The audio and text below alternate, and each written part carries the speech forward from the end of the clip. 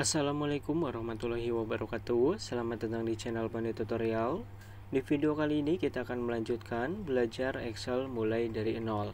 Ini adalah episode keempat, dimana di episode ketiga kemarin kita udah ngebahas mengenai rumus. Nah, selanjutnya kalau kita udah mengolah data menggunakan rumus yang kita gunakan, biasanya data yang kita miliki itu kan dipresentasikan. Nah, untuk mempresentasikan kebanyakan menggunakan yang namanya chart ataupun diagram. Kalian bisa melihatnya dan membuatnya ke bagian insert. Kemudian di sini ada berbagai macam chart yang bisa kita gunakan ya, guys. Oke, langsung aja kita contohkan. Saya hanya menggunakan nama sama stok aja. Untuk harganya tidak saya gunakan. Selanjutnya kita ke bagian insert. Silakan kalian pilih chart ataupun diagram yang sesuai dengan data yang kalian miliki. Kalau kalian bingung, kita bisa pilih yang recommended chart. Recommended chart ini adalah fitur dari Excel yang membaca data yang kita miliki itu cocoknya menggunakan chart yang mana ataupun diagram yang mana. Di sini kita disarankan untuk menggunakan chart pie ataupun diagram lingkaran, ada diagram batang, dan juga ada yang lainnya. Kalau kalian merasa wah semua ini tidak cocok nih, kalian bisa ke bagian all chart. Di sini ada berbagai macam diagram yang bisa kita gunakan. Tapi ingat ya, tidak semua data itu cocok dengan diagram-diagram tertentu, guys. Kita contohkan yang diagram batang aja. Kalau udah tinggal tekan OK. Nah, nanti untuk diagram batangnya akan muncul di lembar kerja kita. Kemudian kalian bisa perkecil ataupun perbesar. Nah, ketika perkecil dan perbesar jangan lupa tekan Shift agar tidak letoy ya, ataupun ukurannya tetap stabil, guys.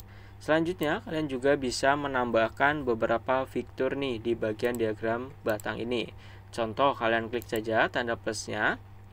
Nah, nanti ketika diklik, di sini akan muncul. Kalian bisa menghilangkan access title ataupun yang di atas ini. Ini juga bisa diganti kok namanya. Kita juga bisa menambahkan data label agar di atas sini ada datanya. Kita bisa menambahkan trend juga agar bisa melihat garis lurusnya dan yang lainnya. Selain itu kalian juga bisa menggunakan style. Tuh, di sini ada berbagai macam style yang otomatis ya dari Excel itu sendiri. Nah, mungkin itu aja, kita nggak akan terlalu jauh membahas mengenai diagram ini karena nanti kita akan bahas di video terpisah, guys. Kalau kita bahas semuanya itu memerlukan waktu yang sangat banyak ya. Selanjutnya saya juga memiliki sebuah tabel yang berisi nomor, nama, alamat, dan yang lainnya, dan kita akan coba menggunakan fitur yang namanya Sort and Filter. Sort and Filter itu sendiri terletak pada menu Home, kemudian di bagian Editing. Di sini ada Sort and Filter yang gunanya untuk mencari data tertentu dan untuk memfilter data tertentu sesuai dengan kriteria yang kita inginkan. Semisal kita ingin mengurutkan nama ini sesuai dengan abjad yang kita mau, maka kalian bisa klik di bagian kolom yang sel nama ini ya, kolom nama. Pilih Sort and Filter, kita bisa gunakan Sort A to Z agar nanti abjadnya itu berurutan dari A sampai Z. Nah, ini conditional formatting kita hilangkan dulu, guys. Clear, oke. Tuh, tadi yang namanya acak-acakan udah berurutan nih. Adi, Ari, Asep, Ayu, Bayu, Budi, ada Clara, Doni, dan yang lainnya. Selanjutnya di bagian nomor ini kan udah berantakan nih. Ada 111, 110, 112, 102, 113. Kalian ingin urutkan mulai dari yang paling bawah ke besar ataupun sebaliknya. Kita klik lagi di bagian selnya, kemudian pilih Sort and Filter. Tuh, tulisannya udah berubah ya. Kalau teks nanti tulisannya adalah Sort A to Z ataupun Z to A. Kalau bentuknya itu angka, nanti tulisannya Short Small to Large ataupun dari kecil ke besar, atau Large to Small dari besar ke kecil. Kita pilih yang Short Small to Large untuk mengurutkan angkanya agar berurutan mulai dari yang terkecil ke yang terbesar. Selanjutnya kita akan coba menampilkan menu filter. Caranya kalian klik lagi di bagian Sort and Filter dan pilih filter. Tadi kan short saja baru ya. Kita pilih filter. Ketika diklik, nanti di bagian header akan ada seperti tanda panah ke bawah. Dan ketika kita klik lagi akan muncul beberapa tools yang bisa kita gunakan. Mulai dari yang atas terlebih dahulu, ada short A to Z, ini sama seperti tadi ya untuk mengurutkan data. Begitu juga yang angka, sama ini juga untuk mengurutkan data. Nah lanjut, di bawahnya ada short B color. Ini juga sama, fungsinya untuk mengurutkan data tapi sesuai dengan warna. Contoh nih, kita di sini kasih warna apa ya, merah mungkin. Kemudian atasnya kita beberapa kasih warna kuning. Nah udah begini. Kita blok lagi semua selnya. Kalau kalian datanya ada banyak, kalian klik saja sel paling atas. Kemudian tekan Ctrl Shift bawah untuk memblok satu kolom sampai bawah. Kemudian pilih filter. Oh ini nggak perlu diblok sih sebenarnya kalau menggunakan menu filter ya. Kita bisa short B color. Nah kalian bisa urutkan nih data mana yang ingin kalian tampilkan paling atas. Contoh yang kuning. Ketika diklik maka data yang selnya berwarna kuning itu akan naik ke atas. Oke, itu fungsinya short B color. Kita langsung ke bagian bawah sendiri. Kita ke bagian alamat. Di bawah sendiri ini berisi data-data yang ada di kolom tersebut. Nah, di kolom alamat itu isinya ada Bali, Bandung, Jogja, dan Surabaya. Semisal kalian ingin menampilkan Jogja saja, maka hilangkan centang di bagian Bali, Bandung, dan Surabayanya. Kemudian tekan OK, nanti data yang dimunculkan itu yang beralamatkan Jogja. Kalau ingin menambahkan yang lain, contoh Bali, klik saja ataupun kasih centang, kita OK. Tuh, ingin menampilkan semua, maka pilih Select All, kita OK.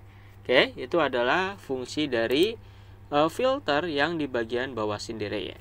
Selanjutnya, yang terakhir nih di bagian filter, ini ada namanya text filter. Kita nggak akan bahas semua karena terlalu lama, tapi saya jelaskan mungkin semuanya juga bisa ya.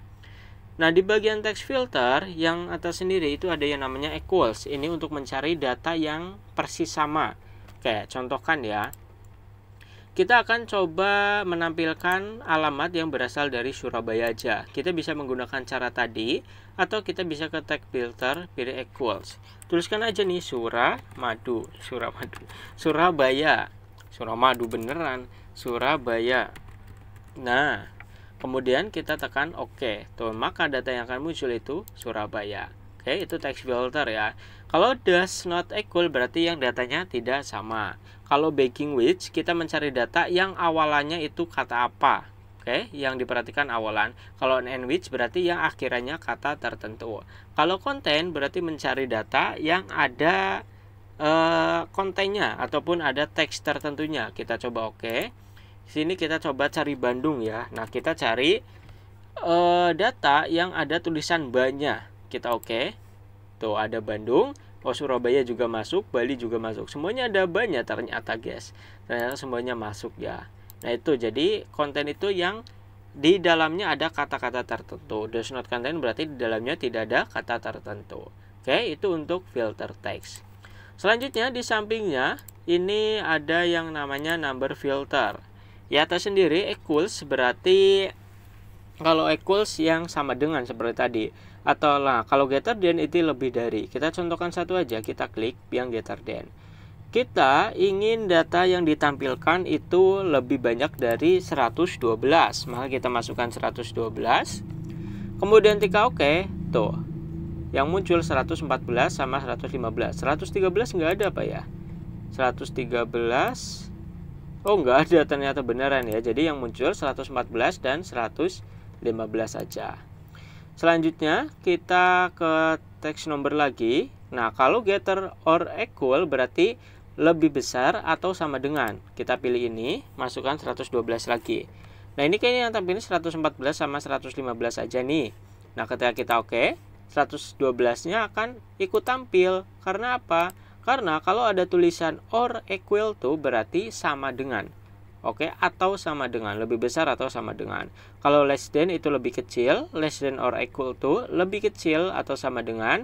Kemudian ada between apa ya? Top 10 ini untuk menampilkan 10 data dengan nilai tertinggi. Kalau above average itu untuk menampilkan data yang lebih besar daripada rata-rata. Kalau below average berarti lebih kecil daripada rata-rata. Nah, singkatnya itu ya cara menggunakan menu filter, sort and filter di Excel. Oke, selanjutnya yang terakhir kita akan coba bahas sedikit tentang conditional formatting. Kita hilangkan filternya terlebih dahulu.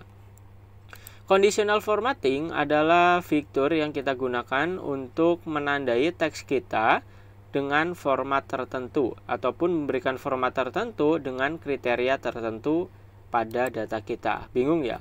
Oke, kita contohkan aja guys. Kita memiliki warna rumah nih mulai dari hitam, merah, kuning, hijau, merah, dan ada hijau, biru, kemudian putih, ada hitam lagi ya. Kemudian di bagian alamat ada Bali, Jogja. Nah, alamat aja deh biar lebih mudah. Kita ingin memberikan warna pada alamat yang berasalkan dari Bali. Nah, caranya kita blok semua, klik sel yang berada di atas, kemudian tekan Ctrl Shift bawah.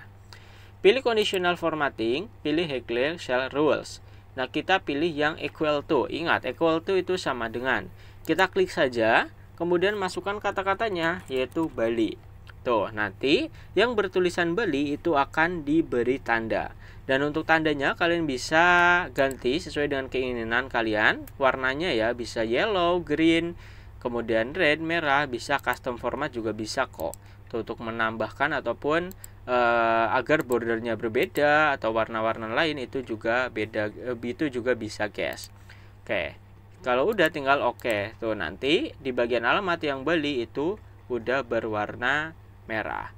Atau nih kering basah ini kita blok semuanya. Kita ingin yang basah berwarna hijau dan kering berwarna merah. Kita langsung aja conditional formatting, kemudian highlight nih, kita pilih equal to. Kita masukkan basah. Nah, kemudian untuk yang basah kita beri warna green, hijau. Oke, tuh warnanya udah hijau ya. Kemudian yang kering kita kasih warna merah. Highlight equal to merah. Kita oke. Oh, kering. Sorry, malah merah. Kering. Nah, kita oke. Tuh, ini adalah fungsi dari conditional formatting, salah satunya. Selanjutnya, kita juga bisa mencari data yang duplikat menggunakan fitur conditional formatting.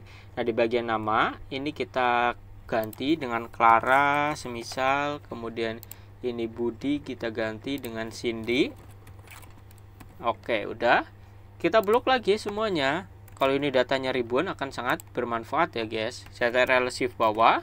Kemudian ke bagian conditional formatting, Helix Shell Rules. Kita bisa gunakan yang duplicate value. Nah, ini adalah data-data yang duplikat nih. Ada Clara, Cindy, ada Cindy nih. Oh, ada banyak ternyata Cindy. Atau kita bisa gunakan unique. Kalau unique berarti yang diberi tanda itu yang tidak duplikat. Kalau kita pilih duplikat, yang beri tanda berarti yang duplikat. Kita kasih warna green ataupun yellow aja yang belum ada. Kemudian oke. Nah, ini adalah data-data yang duplikat guys. Oke, itu salah satu fungsi dari conditional formatting. Sebenarnya saya ingin membahas data bar, color cells, dan yang lainnya, tapi ini nggak bisa kita gunakan kalau data yang kita miliki bukan angka ya, ataupun nilai-nilai tertentu. Jadi mungkin itu aja untuk video kali ini. Nanti kalau kalian ingin lebih jelas mengenai diagram, sort and filter, kemudian conditional formatting, kalian bisa belajar sendiri ataupun nanti saya buatkan videonya ya guys. Oke, itu aja untuk video kali ini. Untuk di episode keempat ini, like, comment, subscribe jika video ini bermanfaat untuk kalian. Jika tidak, dislike aja guys, gak apa-apa. Sampai bertemu di tutorial selanjutnya.